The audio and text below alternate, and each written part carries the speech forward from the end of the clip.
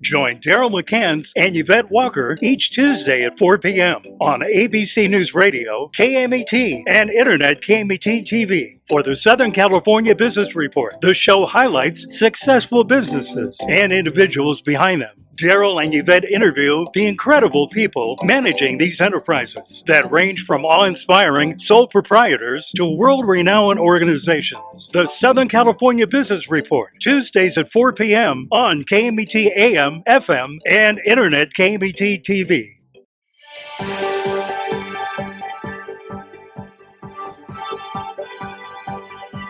Welcome to KMET 1490 AM ABC News Radio and the Southern California Business Report, a show dedicated to highlighting successful Southern California businesses and the people behind them, with Daryl McCants and Yvette Walker.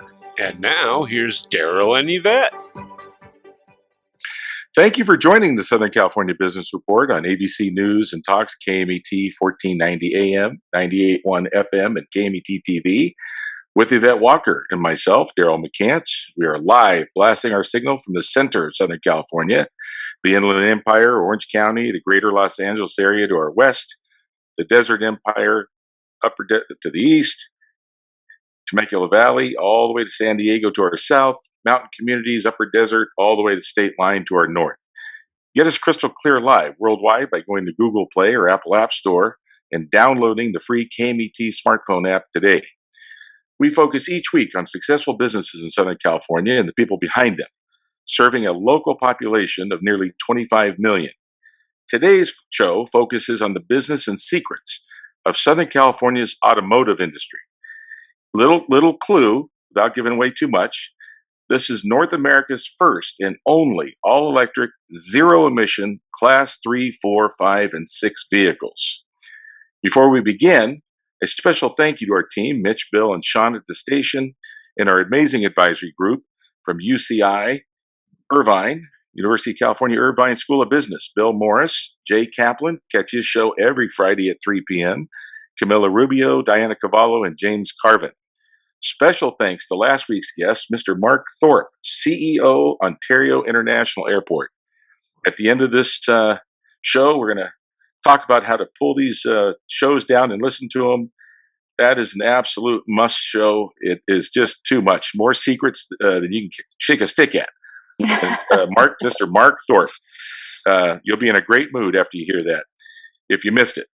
Yvette, will you introduce this week's special guest? The microphone's all yours. Oh, absolutely, Daryl. It is my absolute honor and privilege to be introducing today Mr. Phillip W. Oldridge. He is the Chief Executive Officer, Chairman of the Board, and Director of Envirotech Vehicles. He has served as Chief Executive Officer since September of 2020 and as Chairman of the Board and a Director since March of 2021. Prior to joining Envirotech Vehicles, Mr. Oldridge was the founder and chief executive officer of GreenPower Motor Company Incorporated, a publicly traded designer and manufacturer of passenger transit and shuttle buses from November 2011 until June 2019, where he also served as a member of the board of directors from December 2012 until June of 2019. From November 2006 until January 2010, Mr. Oldridge served as the Chief Executive Officer of Bus and Coach International, a manufacturer of buses and coaches. Before that, Mr. Oldridge was the Chief Executive Officer of Nevada Charter Incorporated, a bus and coach charter company from October 1994 until December of 2001. Mr. Oldridge holds an M.B.A. from Richmond, the American University in London, from which he also received a Bachelor of Science degree. Thank you so very much for joining us today, Mr. Oldridge. Thank you very much, and thank you for having me. It's a great pleasure to be here. The way the show works, we always try to put you on the spot and have you go back in time for those folks that don't know you, especially the young people that are thinking about maybe going into this sector. How in the world did you get into it? And aside from the great bio that was just reviewed, take us back. How did you decide you want to get in automotive? Tell us some of the things that we didn't just mention. There's always some classic stories on that road to there to now. Go back as far as you want. There's no rules. Well, thanks very much. So I had the great privilege of being raised in a family by my father Frank and my mother Noreen, Frank and Noreen Oldridge, and my father's passed away now, but they spent upwards of 67 years together of marital bliss, and it was really a real privilege to be born and raised and grew up in that family. So I'm the middle child, so I have an older brother and a younger sister. So growing up, my brother and I shared a lot of passions together, and David is his name, and he's a brilliant engineer and just a brilliant mind. He's very much an academic, like my father was very well read, and not to say that I wasn't, but I struggled a little bit behind my brother in terms of just that academic accomplishment. In terms of he's just right on it. So. But I did very well too, so don't get me wrong. It was great. So anyway, in the latter years of our lives, and after we got going and I got into business, I bought my first bus company when I was in my early 20s, and I got it actually by default. It was a bankrupt bus company, and I kind of got in there, and like everything else in the world, it just needed to be cleaned up and needed an injection of cash, and then just lots of sales and so, which is exactly what we did, and I had a great exit from that. I sold that to a publicly traded company when I was 27, and it just kept springboarding from there. I decided that the transportation industry was great. I entered into the United States in the early 90s under the Entrepreneur Investment Visa Program, and purchased a company called Travel Impressions / Nevada Charter. So I entered the country as an entrepreneur, invested $1 million, bought 4 buses, and started Nevada Charter. Within 5 years, that company had grown to about 117 motor coaches and various minibuses. It operated within the Las Vegas area. And again, I exited from that company. I sold it to a publicly traded company called Stagecoach Holdings. It was a matter of public record. And so that was a real big win for me there. And unfortunately, the year later, the 9/11 hit, and the whole market, the whole industry kind of crashed. And so there was an opportunity then in the sort of the Nevada Charter to look at Canamera Holdings / BCI, where we got to purchase a bunch of literally older buses that were sort of run down, or that banks had taken back and companies had lost as a result of 9/11. And we refurbished them and put them back together and started a leasing portfolio, and that did very well. So that sort of the natural progression is right up until about 2008, when there was a big financial meltdown and in the markets, and we were all experienced part of that. And BCI, the company I was with at that time, was poised to be publicly traded, and we actually had a deal. It was underwritten and it was about ready to go, and big financial meltdown, and everybody. I mean, there was just we all experienced it. Those of us that were around, it was a tremendous blow to the industry's, everybody's industry. So that was a real big setback. So as a result of that, I found myself back up in Canada for a little while, and spending some time with my brother, talking about what we wanted to do, and the idea of electric buses, electric vehicles came about in sort of 2009, the end of 2009, early 2010. And as you could imagine, that was a very novel idea back then. Like, nobody was really interested in electric buses then. So, but we sort of pursued it, and we started a company called GreenPower Bus. And GreenPower Bus, as you know today, it's publicly traded. It trades off the NASDAQ and does very well. And so, and I'm no longer with that company. I was quote unquote asked to leave in 2019, which was sort of a bit of a blow to me, but that's okay. It's I was essentially terminated by my own board, which was kind of crazy, but anyway, not a big deal. So I was just going to stay out of the market and just relax and take life easy. I left it late in life to get married, and so I have some young children. I have a 4-year-old and a 7-year-old today, and they keep me very busy. And so, so a conversation struck up, which is why I got to this, where we are at EVT today, when my son at the time was 5 years old, and he wanted to know, Hey, Dad, how come you don't go to work? And so it was a very interesting conversation. And I'm just like, oh. You noticed. Yeah. My wife stood up and she's like, yeah, honey, how come you don't go to work? So anyway, it was kind of a fun conversation. But so that transitioned into an opportunity that came my way where I was asked by a group to take a look at a company called Automani, which was in some financial trouble. And that's just really, to say the least, they were in some huge financial trouble. And so the opportunity came that I looked at it.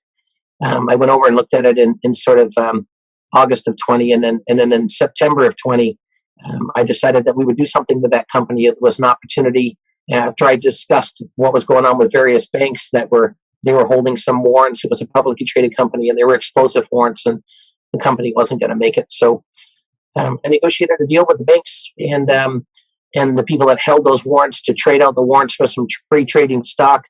And I presented to them a structure around which I thought would revive the company and save the company, and it required some money. So the deal was I brought the structure to the table. They in turn would raise the money. So we raised about $24 million.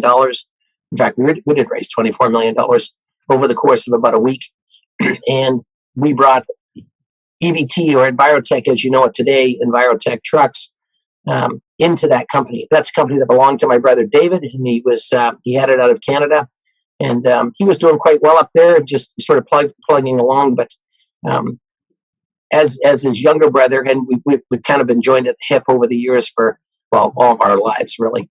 And so that was something that my father always wanted. He said, before you two boys, leave this world, you need to do something together, like really do something together. And we thought that GreenPower was going to be that, but for unfortunate circumstances that didn't allow for that. But now EVT does.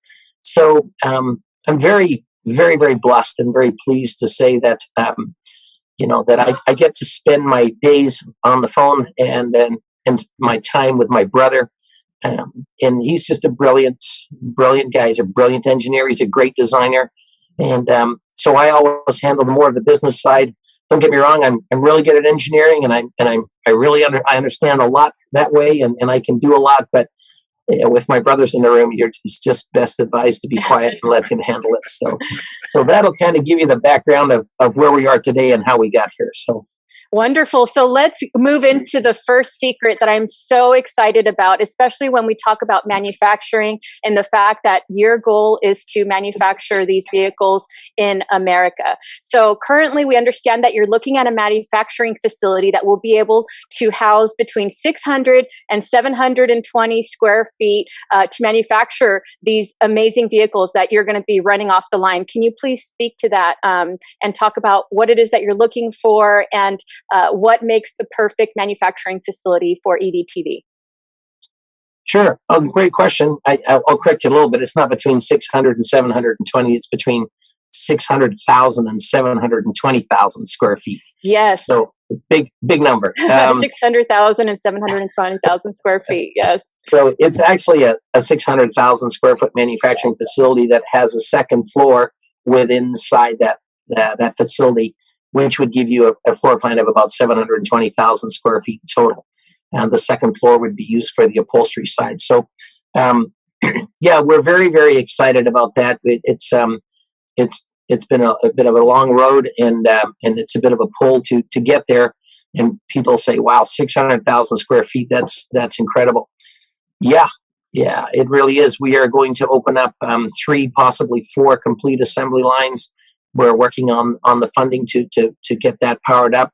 This is all part of a decision that our board has made, and it's part of the executive order to comply with part of the executive order that was issued by President Biden around the federal government's looking to replace 456,000 electric vehicles over the next 5 or 6 years, and about 80% of those vehicles fall in the class 3, 4, and 5 sector, which is what we're in. So if you looked at military vehicles and, last mile delivery trucks and vans and all that type of stuff. So in order to get the incentives the way that we want to, the vehicles really need to be manufactured on U.S. soil.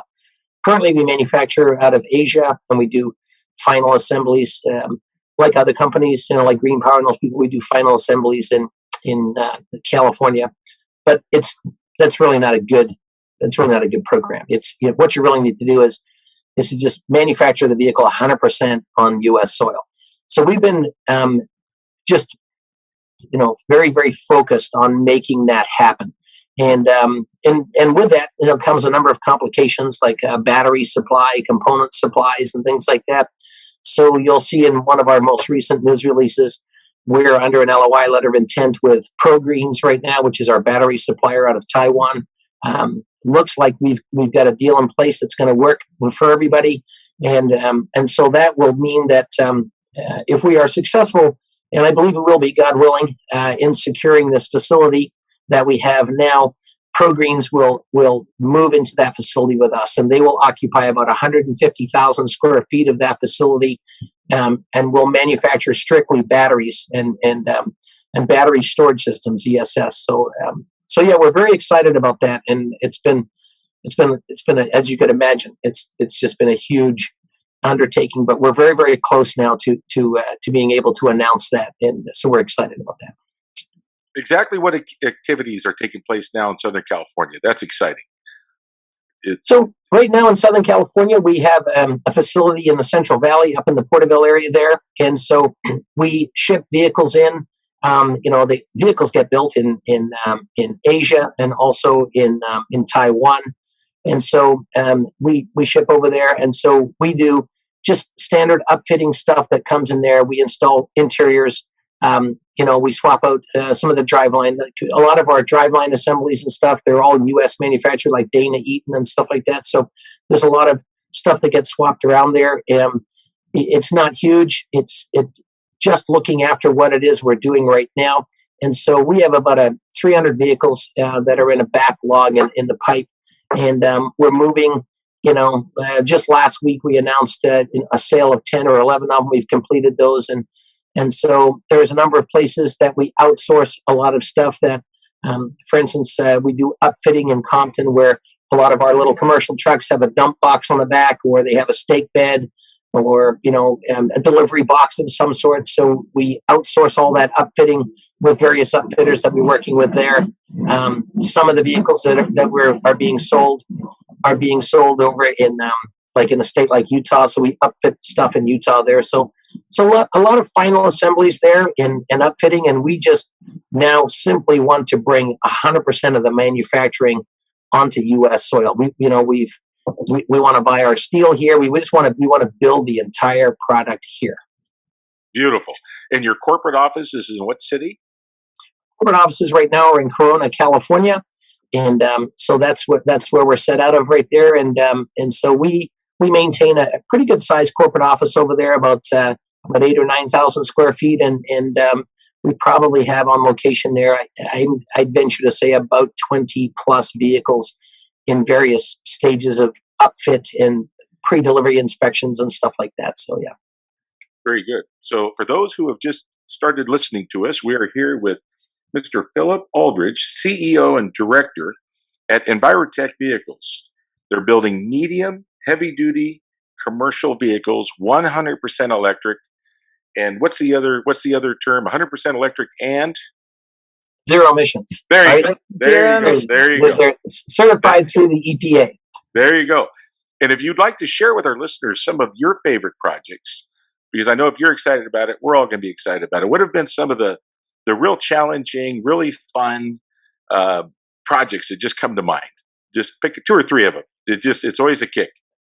Well, sure. So obviously, I mean, if we were in the business of building one-off vehicles, 1 or 2 here and there, or if you were in the consumer space in terms of someone like yourself, for instance, you want to buy an electric car, or you wanted to buy an electric car, and you go home and you purchase this car, you go home and you can get a little wall mount charger and a charging system, and you can get it set up off either 110 or off your 220 and plug it in there, and you can charge your vehicle on it, and it's pretty straightforward.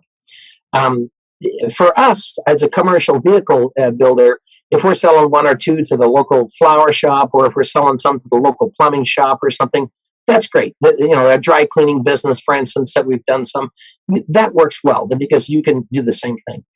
However, if you really examine the commercial vehicle space and you're a true, you know, like you just say, all right, how do I sell 300 or 250 or 500 of these vehicles to an Amazon or to a Federal Express or, you know, to a Walmart, their home delivery programs and stuff like that. Now, that's a whole different kettle of fish because you need the entire infrastructure just to sell vehicles and manufacture vehicles is one thing. But where's the infrastructure that goes with that? And people say, infrastructure, what are you talking about? Well, the charging component, for instance. You know, you buy 150 or 200 of these vehicles and you operate them and you bring them home at the end of the day, the last mile delivery, you plug them in at your warehouse. How do you charge 120 vehicles at one time or 150? Big draw. And I don't know if any of you have owned a Tesla or drove a Tesla, but you know, you could drive this Tesla and you can go to the supercharging station and you can get supercharging in 10 minutes and charge your car and away you go. Save and accept what? If you get to the supercharging station and there's 15 or 20 Teslas and they're getting charging at the same time, no supercharging for you. No supercharging for anybody. Super slow charging. That's right. Well, So as we talk about this, let's talk about infrastructure solutions, right? Because there are so many benefits, we all know, to clean electric energy. But how do we reconcile the need to move forward with the technology while relying on the heavily taxed electricity infrastructure that we're dealing with today? Great question. And so I guess, you know, in understanding, you know, how we get there, you know, is sort of, you know, sort of a key question. So, and let's just take California, for example, as a state. And by the way, they're doing an amazing job at getting ahead of that. They're taking the Volkswagen mitigation money and they're putting that into charging and stuff. But and they're getting them all set up across the state. They're doing a great job. But you have to really understand how that system works. And, you know, and if you start looking at, you know, how do we establish power from the power grid?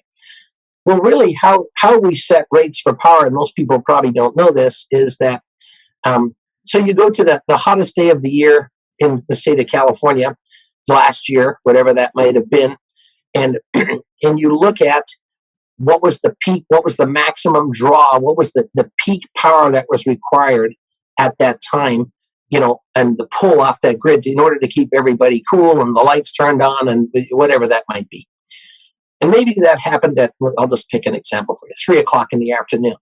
Okay. And for about 6 minutes, that grid was taxed. It was overtaxed. It was like, oh my gosh, how are we going to keep this, everything turned on? And, you know, we're always trying to get people to do laundry at nighttime and stuff. But that, when you're taxed, now that might not last very long, but here's what happens. So the power companies look at that, they get together with state legislatures and they say, okay, on this day at this time, that was the max.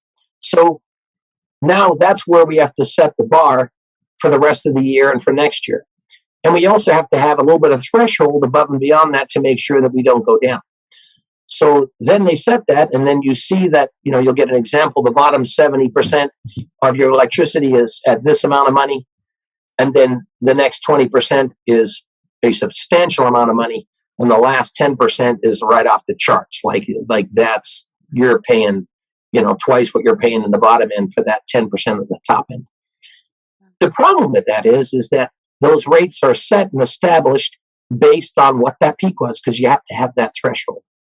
So now when you're looking at bringing all this charging infrastructure and so on, and if you just are creating all these chargers and you're literally just pulling off the grid, you're actually compounding the problem. Right. How do we solve it? How do we look at it?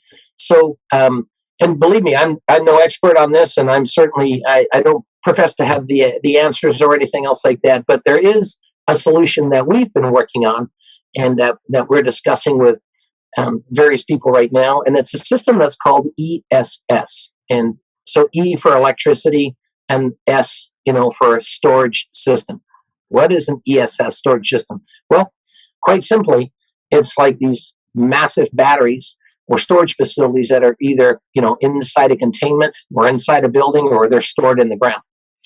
And for us, the idea behind that is that if you, instead of when you set up these charging stations everywhere, instead of pulling directly off the grid, you have the ESS station pull its power off the grid at off-peak times and so on, and you have this static storage of power. The most stable most stable power source in the world is a battery. It's static. It's very, very stable, and it doesn't have waves in it when you pull on it too far or too many people plug in at the same time. There's no oscillation. It's a very stable power source. So when you plug into these vehicles and stuff like that, they can draw down on that power source at the same time, and it's equal. It's an even flow all the way across. What it also does for you is that if you looked at the power system or the grid and how that works, electricity is like water. It flows and it constantly moves. And you can't slow it down. You can't really stop it. You get to the end of the line, and whatever you haven't used, you have to sell off real cheap and get rid of. We can run it through substations and slow it down a little bit, but ultimately it gets to the end of the line. If you haven't used it, you've got to sell it off or get rid of it. So by having ESS or energy storage systems that are scattered about or set up in very specific areas along the way, that energy that's coming down the lines can actually go and be stored in those storage systems, and they're stored there until you draw on them. So it will save a lot. It will pull the overall grid use down, and it will save a lot of surplus electricity that we normally just blow off or sell off, because now it's actually stored. Nice. So, yeah, we're pretty excited about that. So they're going to be pulling the electric off the grid on non-peak hours, get those batteries charged up, and they're ready to go when you need them, on demand. Right. And then they're also solar powered. So Nice. They have a huge solar application above it. So they also get charging throughout the day, so you don't have to tax the grid, right? And so that energy storage system is in the ground. And it's good in the winter, it's good in the summer, it's good for heating, it's good for cooling. You can actually take power from that system and upload it back to the grid if there was a requirement. Beautiful. We're going to talk more about this ESS system right after the break, and we're going to also find out how your parents stayed married for 67 years, okay? Because we always try to get the secrets, and we will be right back.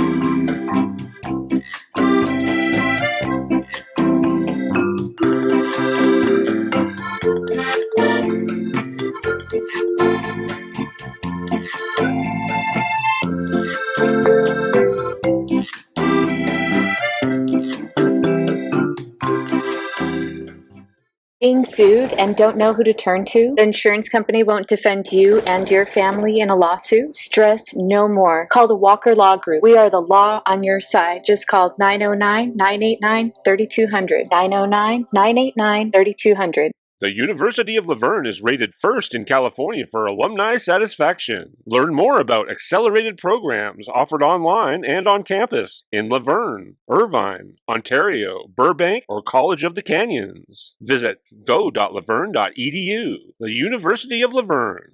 go.laverne.edu. Every 2 seconds, someone needs a blood transfusion. Be on the giving side. Livestream Blood Bank supports patients in 80 Southern California hospitals.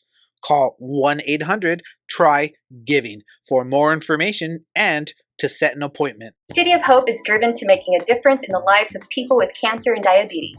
We accomplish this by conducting innovative research and providing outstanding care. If you or a loved one has received a cancer diagnosis, go to cityofhope.org to learn more about how our innovative approach could change your outcome.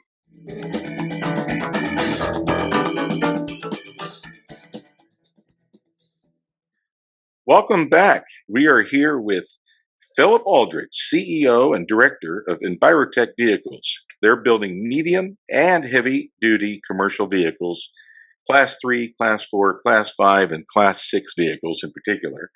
And before we went to break, we were talking about a solution. We're always looking for secrets and solutions, and the question was, how do you handle getting these vehicles charged up and avoid peak power grid usage and all the things that can be problematic?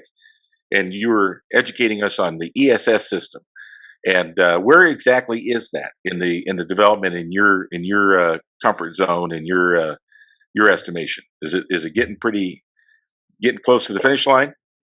It's done. It's finished. It is finished. Okay. Yeah. So you can expand it. It depends on the size of energy storage you want, and in certain, for instance, if you had smaller, charging stations that had 15 or 20 vehicles over here or 100 over there, you batch match. So you build out the storage system based on the demand that what would be the optimum or maximum demand off any one station. So and essentially, there's nothing complicated about it. It's no different than the battery that's in your car or, in an electric vehicle now, in the vehicles we have now. It's just a massive amount of those, a little different battery management system and so on. But really, that's what you're doing. They're like massive batteries that are in the ground or in a building, and they store that energy. That is amazing. And I just wanted you to expand on the direct benefit to consumers and how it is they can rely on these ESS charging technology that you're going to be implementing, and what that landscape looks like moving forward as you plan the locations for these ESS systems. So it's going to help a lot, especially with the sort of the advent and the coming of electric vehicles charging. There's going to be a larger draw on the grid.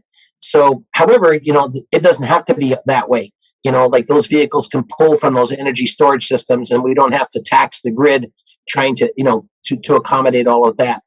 The plus side is in the event of an emergency, in the event of power outages or hurricanes or, electric, who knows, all these types of failures that we possibly face.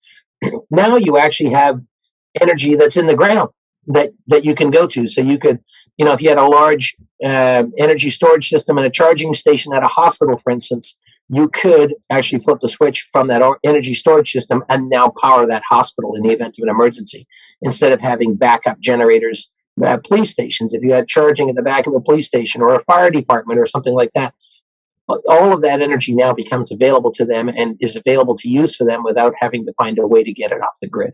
So there's some huge benefits to it. But ultimately, the big benefit is we don't have to see so many of these peak draws, because once you hit this peak draw, you reset the meter on what you're going to charge people and the consumers for electricity. And ultimately, it's the consumer at the end of the day that pays the ticket for that peak draw on that one day of the year. And now that's your new level for the rest of the year. It's a little bit absurd. And people say, well, it only applies if you go into the peak. I don't know. I've got a power bill. We've all had a power bill. We go into that peak quite a bit. You know what I mean? And so somebody's making some big money from there. So I, for one, would like to see a better way of doing that. And I believe this is a great solution for that. Now, I've owned an electric vehicle before, and it's amazing the whole subject matter of torque. And you know more about that than I ever will. But I'm imagining that your medium duty and heavy duty commercial vehicles are often put side by side with, say, the more typical diesel motor. Speaking of the consumer, how are your clients stacking up? Are they finding out that they're a lot less expensive to keep moving down the road? Are they finding that torque? Because it's really, they're fun to drive. Electric vehicles are just so much fun. What are the details when they compare one to the other? Because you're coming in with the new technology, and it'd be interesting to see, from the perspective of the consumer, what's the feedback that you've been receiving? So it's been very positive. I mean, at the end of the day, I'd love to tell you that hey, it's great and there's no problems and everybody loves them, but we don't know the problems that we've had because we haven't experienced them yet. It's like everything. It's like all this new technology where it's ever evolving and it's coming along. But I guess the best way for me to answer that is we haven't come across a problem yet that we haven't been able to solve. And so a lot of it has to do with user application. And, it's like everything else. Your car, for instance, you buy a car and it's supposed to get 25 miles to the gallon. When your daughter drives it, it gets 25 miles to the gallon. When your son drives it, it gets 15. Why? It's or maybe it's the other way around now. I don't know. I should flip it. But electric vehicles are the same way, right? Like it's there's a training and there's a system around, that you get to, experience and share with the end user and just say, hey, let us walk you through the best way to optimize this vehicle. In terms of their power, they're 100% torque at any speed and any RPM. They outpower and outperform any gasoline. Like there's just no way that you can. I mean, you get in a Tesla and you can take the most expensive Lamborghini and Ferrari in the world, that costs $300,000, and the $52,000 Tesla with dual motors and a long range battery eats it for lunch. Wow. Go figure, right? It does 0 to 60 in just over 2 seconds. I mean, come on. Nice. Yep. It's so it's there, and so commercial. The idea of a commercial application, and I think that market is going to be a very strong market because what we're experiencing is when you talk to these drivers, there's no real personal preference anymore. It's not like picking a Mercedes or a Lexus or I want this or I want that. When you're driving a commercial vehicle, at the end of the day, what are they interested in? They want to get the boxes on the truck, off the truck, and that's how they get paid, and that's it. And if we can find and show a way and develop a vehicle that is clean energy, especially running around inside the city. I mean, most people don't realize that NOx gas is very, very, very dangerous. It actually, in the summer months, you've got hundreds of these vehicles running around in the city. They actually raise the temperature, the core temperature, because of NOx gas and how the ceiling gets blocked out and the skies are actually raise the temperature inside the city. Noise pollution goes up. When the temperature goes up, wind, of course, rises with temperature. So then you pick up, then you get more dust and things blowing. There's a whole myriad of things that go away and get better. You get not just cleaner air, but you get less dust pollution. You get cooler temperatures, which, what people don't realize is they tax the system. I mean, air conditioning systems are working on overload in high-rise buildings and stuff like that because air quality is down. If you clean up air quality, everything else comes down with it. So it's good. They're great vehicles to have, and once you understand the fundamentals of how they really work, they're pretty hard to beat. Well, we're excited about Southern California. We're excited about you having your corporate office in Corona. You got to love Corona, Riverside County, beautiful. Talk to us about it. Have you kidnapped David yet? You got him over there, and tell us who's there. Tell us what you're doing, and tell us what we need to do to keep you there and expand. So let's talk about that facility. So that facility is, it came about because of the acquisition, from Atamani. We will be looking at, expanding on that soon. And we're trying to decide if we're going to keep it there or move that into the Central Valley. We're still talking about that. And a lot of that will have to do with the different air districts, the California air districts on what they would think. But we've got great staff over there. Our controller works out of there. I'm out of there, obviously, a lot. My brother is in Canada, but he's on his way here this November, and he's going to start doing a bunch of training and so on out of there. Our corporate counsel's out there. Our sales team, or at least our California-based sales team. We do have sales teams in other states that are remote and work off, sort of the internet sales and stuff like that. But yeah, and we're currently expanding operations. We have. And we're just about ready to post those, but we have 72 positions inside our corporation that's going to be opening up in the next 90 days. And so it's a big fill. It's like, wow, how are we going to do that? And there are positions from, technicians in terms of, we sort of cross three areas of within the business that's interesting, and most people don't realize it. But first of all, we're a tech company. We do a lot of tech, like in terms of, electrical systems, battery management systems. There's a lot of tech involved in there. We're also a manufacturer. So we have a manufacturing side, and that's about to become very large, like on, with the Buy America stuff and with our opening of our plant, the manufacturing side of it will become huge.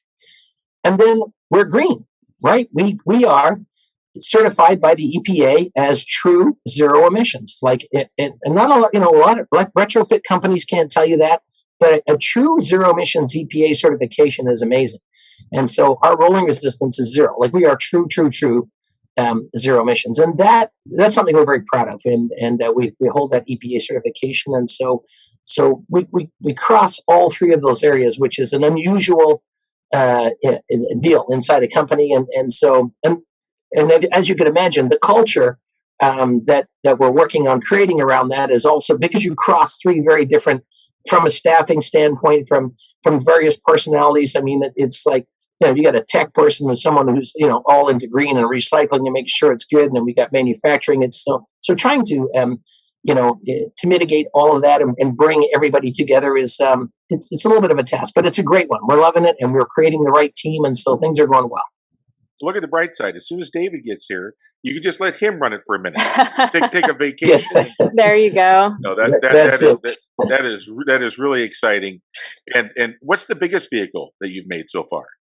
So, the biggest vehicle I've personally made, in EVT right now, it's a Class 6 truck. But the biggest vehicle I've personally made was, a double decker. It was a 100-passenger double decker that we built for GreenPower, and that was, that had 500 kilowatts of battery, and it was a big, powerful vehicle, and so tremendous. And so, but we have one. Ourselves now that's coming out. We haven't announced it yet, but we've got some really cool vehicles that are going to hit the market here soon, and people are going to, I think, are going to be really surprised. The school bus market is another one that we'll be very, very strong in, and we're excited about that. So we've got a school bus that's finished already, and so we're just making some final tweaks before we release it. So we're going to have our product suites, our suite of products will be really tremendous. So we're super excited. Well, thanks for giving us that little secret, because we're all about secrets. So we've got some exciting announcements coming up, and we'll all need to be staying tuned for that and make sure to let us know, because we'd love to sound that out. That is now, what percentage of these vehicles do you see in California, or do you know? We're very excited. We think there's going to be a large percentage. I mean, California is very progressive, and I think they've done a great job of sort of navigating their way through. There's a lot of retrofitters, a lot of upfitters, and it's just, just the sheer amount of people that are trying to get into the space, and you look at it, and there's a lot of people that have a lot of pictures and a lot of drawings, but the reality of it is actual rubber on the ground, that's been homologated, is certified, it's through NHTSA, through FMVSS. There's not so much of that. And so it's kind of a big push, and I think those people that have made their way through it, it's a massive milestone. It's the entire industry is about to change, and so service will become way easier. We have to retrain. There's no more combustion engines. All it's gone. It's finished. It's over. And so it's just a super exciting time, because it's not just about the vehicle. It's about everything that comes along with it. It's about the way we operate it. It's about how we service it. It's how we maintain it. The parts industry, the parts and supply industry. I mean, it's massive, and it's about to change, so super exciting. Yes. And so I completely admire your philosophy and the tremendous action you've taken to provide a solid, tangible, sustainable solution that will benefit so many for generations to come. So with that said, let's talk about what it is that moves you to develop and create this technology that has the potential to reduce waste and preserve the environment. It sounds like a huge undertaking, but please share with us what it is that moves you to propel these efforts forward.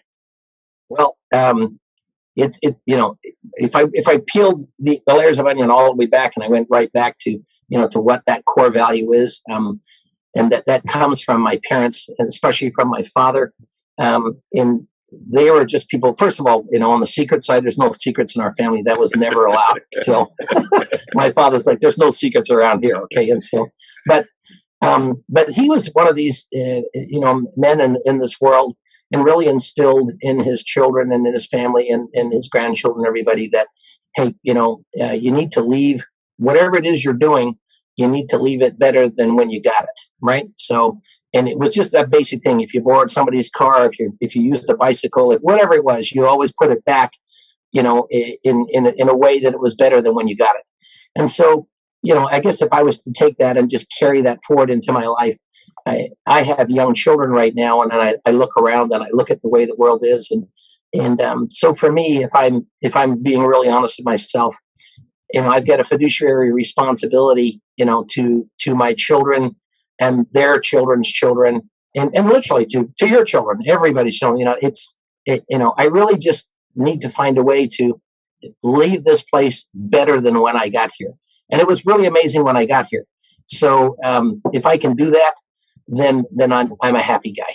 So yeah, and your mom and dad are going to be thrilled that you and David have made this a reality. That's that's a big deal. That's a really, really big deal to see two brothers come together, see the vision through. As you said, it's not sketches on a piece of paper. You are delivering units. They're going into place. You guys are working through the best practices, ironing out the issues. People behind you, you're making it a lot easier. It's awesome. And right now, where do you rank right now nationally on this product line? Is there anybody else in that space? Well, of course, GreenPower is, and so they're there. They're more on the passenger vehicle side. They're trying to get into smaller vehicles or commercial trucks or something now, I suppose. So yeah, I think that in terms of, if you really looked at, there's a lot of people in the retrofit business that are taking diesel engines and stuff out and applying motors and batteries to them and so on. And for me, although that's a good solution, for me, that's not one that really works. It sort of negates the entire homologation process around how a vehicle is certified. It changes its center of gravity, its braking distance, its stopping distance. I could go on and on and on. So for me, I particularly, wouldn't want my children riding around in a vehicle that was modified, from its original certification. So that's a no-fly zone for me. However, understanding that I think we're doing very well. We're a small company, and we've done a tremendous job of creating some brilliant product and a really terrible job of letting the world know who we are. And if I look at it a lot of people raised a lot of money and did a tremendous job telling their story, and they haven't done such a good job because they just got a bunch of pictures on an easel and saying this is what's coming. So I'm not really sure which way works better. I suppose a good combination of both. So we are about to raise our voice and get out in front of it and tell people that, hey, we're over here and pay attention. And these aren't pictures and they're not ideas that are coming. They're actually on the ground working, driving, going, moving, and they're great solutions to the way that this space is about to change. So we're very excited about that. We're very, very grateful. I'm super grateful for my brother and for our team, and just for everybody's willingness to be able to just look at it and say, okay, hey, Mr. Rose, how do we move it further? How do we get it to go? And we're really starting to build a great team there. And so yeah, I get on my knees every night and I thank the good Lord for my parents and my brother and the people around me, because they truly were brilliant, and that's how we get to be where we are. So I'm pretty excited about that. Yeah, and it's nice that you shared with the audience. Everybody tries to paint a pretty picture, but the fact that you've had lots of things to deal with, overcome, pick yourself up, brush yourself off, and say, okay, we're going to build something bigger, better, put our name on it, and roll with it. So many people don't do that, and whenever we talk to people that are very accomplished like yourself, we see that time and time again. They just take those issues, put them in the past, and they're not easy. As you said, when you build something up and move out of it, go move something else, it takes a tremendous amount of energy to get something from paper to here's the keys to your new heavy duty commercial vehicle. So a tip of the hat to you there. Very excited about your two wonderful children, boy and a girl. A boy and a girl, yeah. 4-year-old girl, her name is Capri, and my 7-year-old son, who's going to be a business guy just like his dad. He's already into vehicles and he loves it. His name's Cooper. And we're very excited. And to just get back to what you just mentioned there for a second, and I appreciate that. That's a great observation, because I can tell you, one of the most difficult things in life is to admit when you're wrong or when you've made a mistake. And we all know that, you know what I mean? It's just like pride gets in the way, and it wells up inside us. And so, one of the things that we've learned is that, and believe me, we've made some mistakes, and these mistakes cost millions of dollars when you make them, to be able to turn around and look at it and say, wow, we spent $5 million on this and it's an epic failure. Well, you live and learn, right? Yeah. Go big. $5 million later. but that's a big lesson to learn from, right? So the point of it is to learn from it and grow and not repeat the same mistakes. And obviously, you're not doing that. You're creating an amazing technology that is sustainable, that's going to create thousands, tens of thousands of jobs. I'm sure by the end of the day, when you look at the whole, process across the board, when you're looking at the vehicles, when you're looking at the ESS and the complete infrastructure opportunities that exist under your umbrella, they're just phenomenal and so exciting. No, we're super excited, and you're absolutely right. It's if you look at not just the immediate jobs that we do, but if you look at the spin-off side of it, and the service side and the battery side and technicians. And it's a great space to be in. We love it. And so long as we can, and we've got it figured out now. So it's just a matter of keeping our shareholders happy. Like nobody likes it when we fall. But the important thing is that we're able to recognize it, correct it, and realize that, hey, this is where we went wrong. This is how we need to fix that. And so, so we're very excited now. I think we've got a great suite of products and that are reliable, dependable, and quite honestly, really simple to operate. And so we're very, very excited. So before we run out of time, I want to have you share with the audience, if you would, the future. Now you're in the industry and you're surrounded by a very talented team. Where do you really see this in a year, 3 years, 5 years, 7 years, as far as what it looks like in terms of how frequently we see these in use? It'd just be interesting to see what the industry is sharing with you. The future of these commercial vehicles, medium and heavy duty on the road. Where would you guess 3, 5, 7 years out? Yeah, I think that you're going to see a lot of autonomous vehicles that are starting to operate in.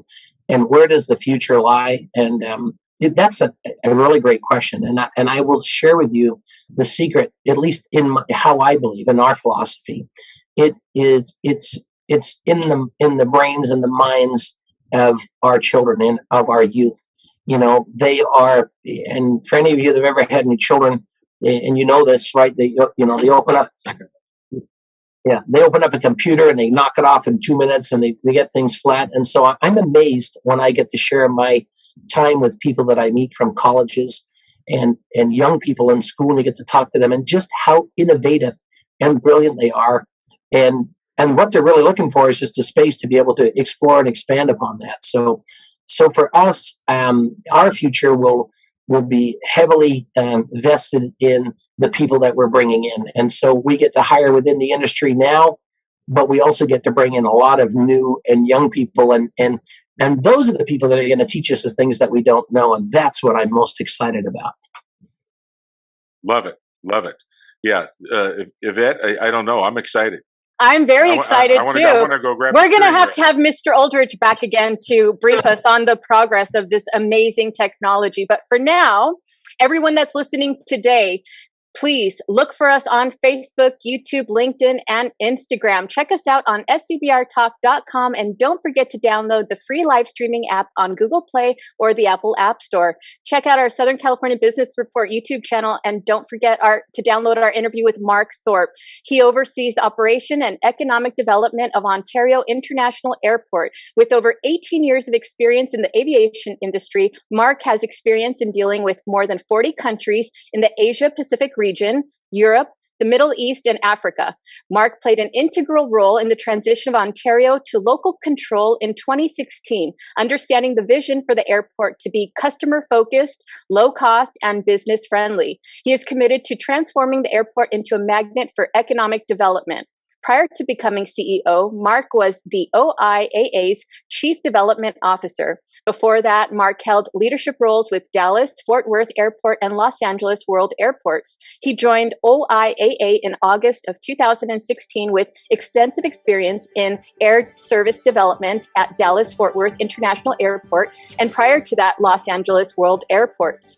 Next week, we will feature Christine Scott, a Senior Public Affairs Manager for the Southern California Gas Company, SoCal Gas, where she supports field operations by working with regional and local governments on permitting, franchises, preparedness, and emergency response. She serves as the point of contact for communities throughout San Bernardino County, educating customers and stakeholders about SoCal gas activities, programs, services, and most importantly, safety.